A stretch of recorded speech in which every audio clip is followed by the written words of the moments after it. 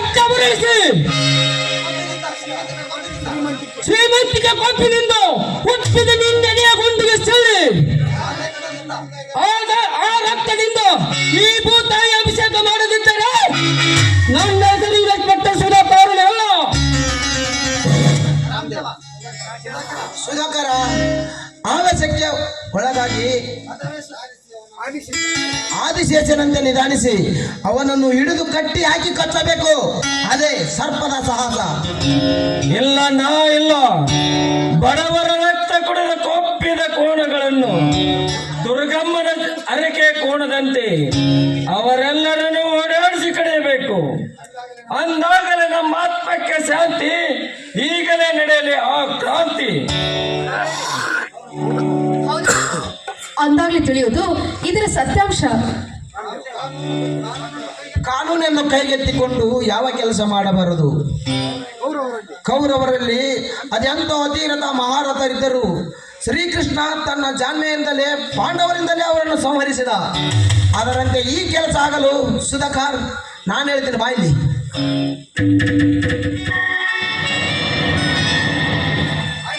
ಆಯ್ತು ಮಾಮ, ನಿಮ್ಮ ಮಾತಿನಂತೆ ನಡೆಯಲಿ ಆ ದುಷ್ಟರ ಆಹುತಿ. ಅದಕ್ಕೆಲ್ಲ ನಾನಿದ್ದೇನೆ ಸುಧಾಕರ್. ಇದಕ್ಕೆ ನಿನ್ನ ಸಹಕಾರ ಒಂದೇ ಸಾಕು ನನಗೆ. ಆಯ್ತು ಬದರಂಗಿ, ಆಯ್ತು. ನೀನು ಶಿರವೇಲದ ಸರ್ದಾರನಾಗಿ ಮುನ್ನುಗ್ಗು ಆ ವೈರಿಗಳ ಮನೆಗೆ. ಈ ಮಾವನ ಮಾತಿನಂತೆ ಮುಳ್ಳಿಂದ ಮುಳ್ಳು ತೆಗೆದು ಅವರೆಲ್ಲರ ವಂಶ ನಿರ್ವಂಶ ಮಾಡಿ ಬಿಡೋಣ. ಆಯ್ತೆ, ಎಷ್ಟು ನಿನ್ನಿಂದ ಅನುಮತಿ ಸಾಕು ಸಿಕ್ಕರೆ ಸಾಕು ಸುಧಾಕರ. ಅವರ ಹಿಂದೆ 1000 ಮಂದಿ ಗುಂಡ ಮಂದಿ ಎದುರಿಗೆ ಬಂದು ಅವರ ಒಬ್ಬೊಬ್ಬರ ರುಂಡ ತೆಗೆದು ನಮ್ಮೂರಾಗಿಸಿ ಬಾಗಿಲಿಗೆ ಕಟ್ತೀನಿ. ಈ ವಾಯುಪುತ್ರನ ತಾಕತ್ತು ಏನಂತ ಅವರಿಗೆ ತೋರಿಸಿ. ಈ ಬಜರಂಗಿ ಕಳ್ಳನಲ್ಲ, ಸುಳ್ಳಗಾರನಲ್ಲ. ಅಂತ ಕೆಲಸ ಮಾಡುವವರನ್ನು ಧ್ವಂಸ ಮಾಡುವ ಕಲೆಗಾರ. ಕಲೆಗಾರ ಎಂದು ತೋರಿಸದಿದ್ದರೆ ನಾನು ಬರ್ತೀರಿ ಬಜರಂಗಿನೇ ಅಲ್ಲ.